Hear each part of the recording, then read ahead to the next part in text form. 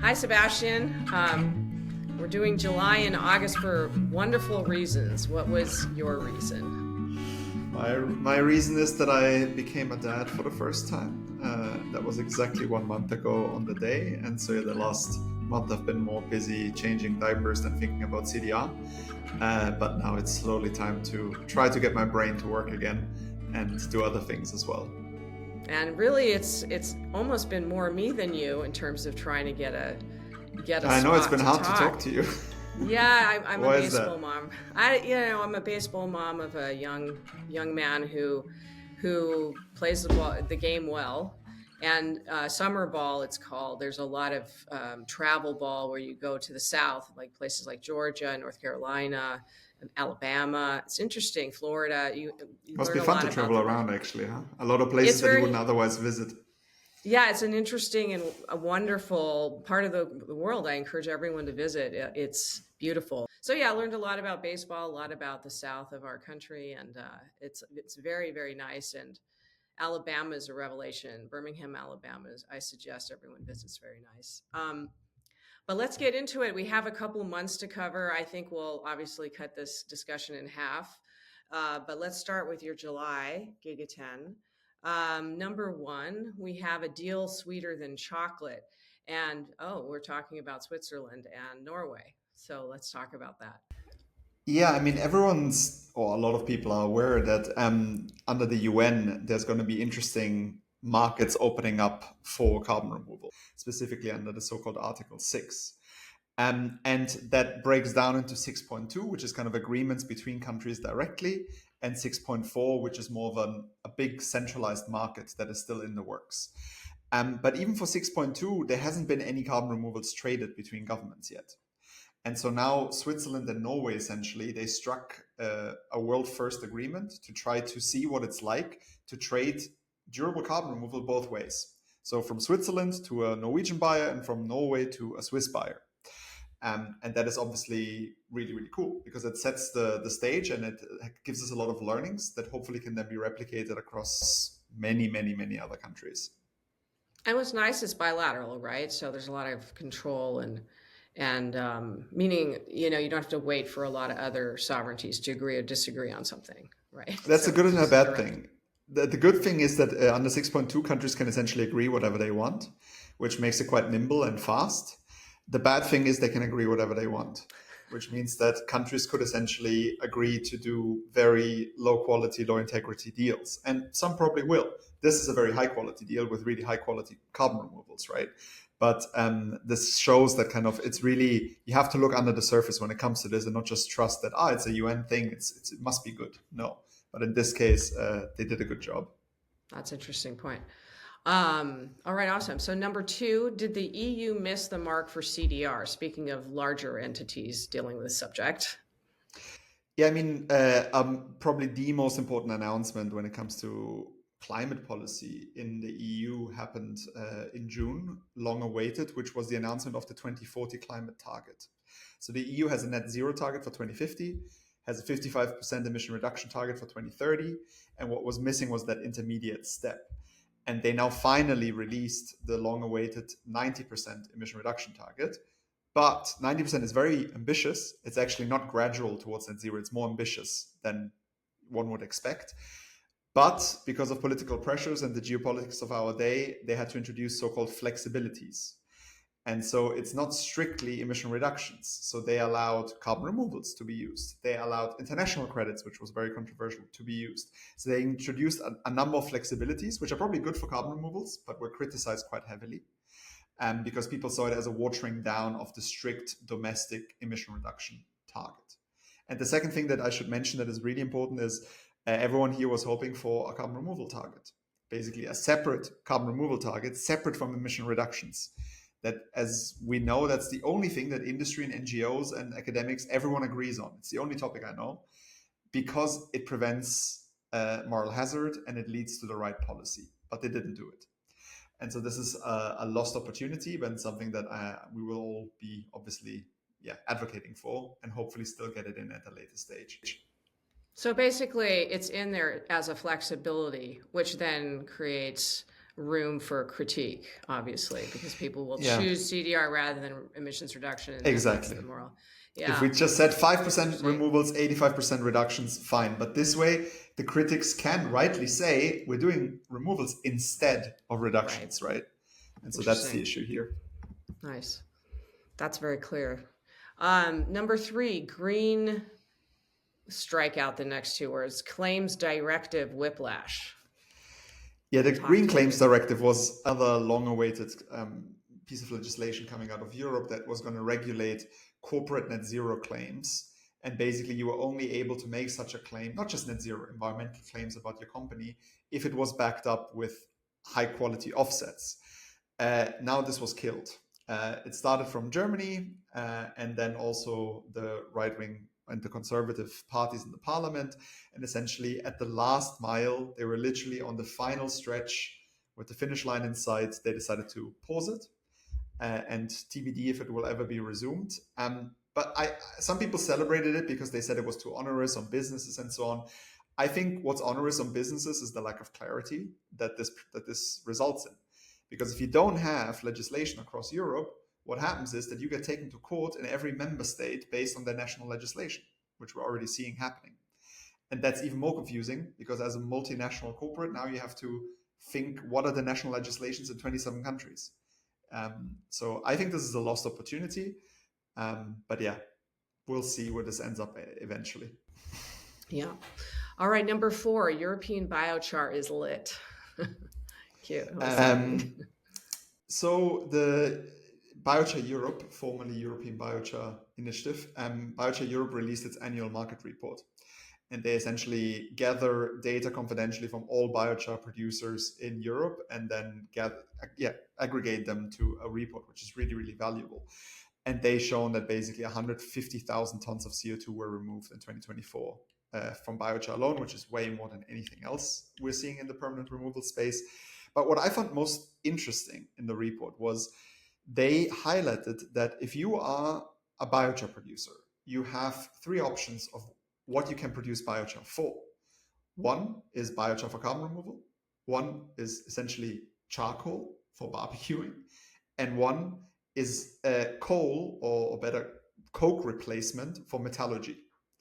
And what we're seeing right now is that the majority, 3/4, are not going towards carbon removal. And how you tilt the balance between these 3 different use cases is entirely down to policy. And so this basically the takeaway, one of the main takeaways from the report was with the right policy, we can actually incentivize these producers to shift more and more of their production, which already is happening, towards carbon removal use cases. And it's entirely a policy play. Interesting. When you're burning, when you use biochar for like your barbecue or for metallurgy, obviously it's not a closed loop, right? It's you're adding more carbon to the atmosphere, or is it? It's not straightforward. I should have. This is a good one to follow up. If you're putting it on a barbecue, that's the worst thing that you could do, right? So we need to prevent that from happening. And when you use it in metallurgy, you don't do removal, but you do a lot of emission reductions because you replace fossil fuels and fossil coke. And so actually overall, it's a pretty good use case. It's still very good for the climate and there's a lot of demand there. But again, so I'm not saying we should do one over the other. We should probably not do the charcoal. We can agree on that. Right. And I think that's interesting. But yeah, because a lot of the CDR products that you create can help decarbonize or lower, the emissions in these processes that we have to tease out. Right. And we need to replace fossil fuels across these different processes, right? So if biochar can contribute to that, that's a good thing. Right. All right, great. Number 5, new bill rises CDR from the ashes in the United States. Ooh, nice. So it's very rare to report positive developments at the federal level in the US right now. So I definitely picked this one up. It's a bill that essentially is trying to tackle wildfires. And it includes really interesting clauses on carbon removal, specifically biochar from hazardous fuels. And it is trying to create incentives to the tune of $180 per credit, so similar to 45Q for DAX. And if you end up producing biochar, permanent biochar from this leftover woody biomass. So it's really cool. It's something I've actually written about extensively. Is kind of that link between biochar and wildfire prevention, because for me it's a match made in heaven. But it was introduced by two Democratic senators, and we will see where that lands. But as is often the case with these bills, it's not necessarily a bad thing to introduce them, even if you know that they have no chance, because it still sets the stage for something that can be picked up quicker in the future when the stage is right. But again, I thought this was a brilliant one. Republicans should support it because I think they would benefit just as much as Democrats in this case. But yeah, we'll see where it ends up. I still maintain if we keep talking about innovation, Republicans respond to that too, So I think it's interesting. Number 6, CDR at COP30 has a new alias, CDR30. So COP this year is gonna be held finally in I would say in a democratic, not oil country, oil producing country, and it lends itself to carbon removals. Right, it's Brazil. It has so much potential and so many great companies already doing carbon removals there. And there's an initiative called COP30, which is trying to gather the CDI industry to set up a pavilion for the first time for carbon removals. So not just a couple of side events here and there, but actually a dedicated pavilion. Now that is expensive and not easy to pull off. And so anyone who wants to support it should get in touch with them, because I know that they still need funds to make it a reality. But there's already more than 60 organizations kind of teaming up and trying to work on this. And obviously, yeah, very excited, and I hope we can make it work, because it could make a splash in Brazil where we really need it to. Well, I definitely think coordinating under a single pavilion would be very beneficial, considering all the different initiatives have to coordinate. And they try, but it's hard. So, yeah, that sounds like a very, very good plan. Number 7, your summer reading is sorted. Oh, okay. What do we have to read? Well, the summer's almost over. Still try to get in that. Yeah. I've noticed, I mean, they've been coming out gradually, but I try to kind of put them together in one place.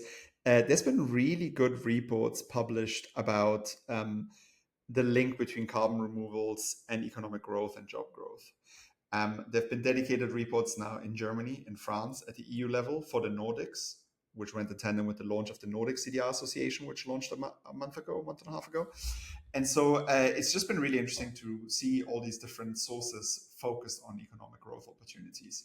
And so if somebody's interested in that, especially in the advocacy policy space, this is the language we need to be speaking. And so I highly recommend. They're all very high quality, these reports, to have a glance at them at least. Nice. Well, it's very exciting. That's what we've always said, is that it's a huge job generator. And so it's nice to see you have hard data coming out for that now. Exactly. Number 8, give this climate curator a follow. Who is Anna-Lerna Nesbitt? Anna-Lena Nesbitt is the CEO of the Climate Collective, which is essentially a group that brings together a lot of innovative climate companies, but she personally just does a lot of great content creation in carbon removals, but also beyond. She has a podcast called Coming Clean. And I'm very close to her and follow her work closely. And so it's just somebody, I always try to inspire people to kind of follow good content creators in the space, because I personally find that's where I get most of my information from. Because the news don't really work well for what we do, because it's very new and fast paced. And so, Anna-Lena is definitely one to follow. Nice. And number 9, CDR up against the ropes. It does feel like that more often than not in this business. So we hosted our second showdown, which was really, really interesting. It was Marta from Curate against Renat, former CEO of South Pole. And they essentially took the reduction avoidance versus removals debate, which is one of the hottest topics in our sector, right? The removals won out in the end, but that was not the point. The point was to educate people in a fun way about this topic and about the different pros and cons of buying specifically credits. So not should we do removals, should we do reductions? It was, should a corporate buy removal credits or should a corporate buy reduction and avoidance credits? And yes, so anyone who wants to see a very light, entertaining 45 minutes on this topic should check out this debate. Yeah, you know where I stand on that debate. Number 10, and this little piggy. It's the time of the year again. Over a year ago, I founded CDR Jobs, and one of the first things we did was to launch a salary report, because we wanted to bring more transparency about CDR salaries into the space. It was a huge success. And so this year we're doing it again. We're just doing it much bigger. And so we've been circulating the survey for the last 4 or 5 weeks, and we're still keeping it open until the end of August. And we encourage anyone working in CDR to fill it in. It's anonymous, and it essentially helps us gather data that then we share publicly, openly with everyone, showing not just how much different companies and geographies pay, but also, gender pay gap, ethnicity pay gaps, disability pay gaps, anything we can get our hands on to help us grow this industry the right way from the start. Beautiful. Yeah, I mean, it's very interesting that, again, if we lean in on jobs, innovation, salaries, that's how anything moves forward. I mean, the entire fossil fuel economy was something that emerged in the 1800s, and now we're moving into a different world. So that's why I love discussing this topic, because it seems like a natural progression of how we do things. Yeah, this was great, Sebastian. Thank you for July. I look forward to August very soon. Very, very soon we'll cover the next one.